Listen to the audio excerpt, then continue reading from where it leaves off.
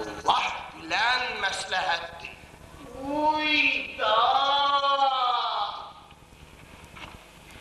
Uyda!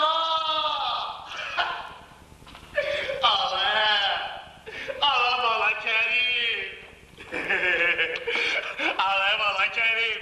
Bu ne nağıllardı danışırsan uşağa! Ala! Sen deve etinin kutabından danışır! Kutabından! Havada tuzla kızara! Üstüne de sumak döküp ağzı yana yana! Yesen! Sonra 100 gram daha ceylan sütü!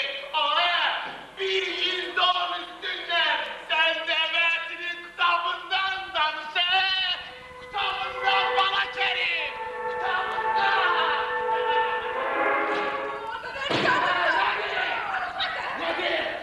Ne bakmışsın öyle demen al bende bakan kimi?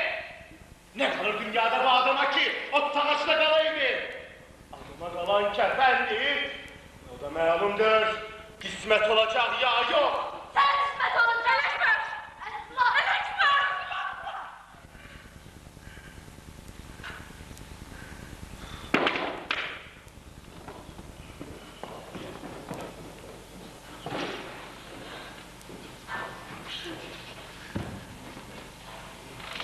Elə bilirsən mən əclafam, hə?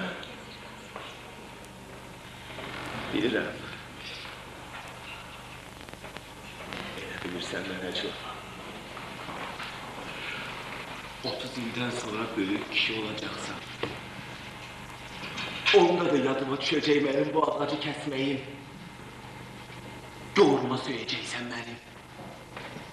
Deyəcəksən, bir zaraza vardı. İbadullah'ydı o zarazanın adı. Sümüklerin çürümüş olacak onda yəqin.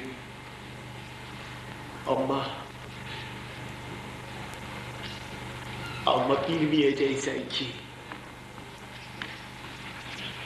Ama bilmeyeceksiniz ki. İbadullah anası ölmüş. İbadullah anası ölmüş, o ağacı kesti ki odun evi bakarıp satsın, bağlarına çöreği pulu kazansın. Bilmeyeceksiniz ki zaraz-ı İbadullah dördü. İbadullah dördü zaraza.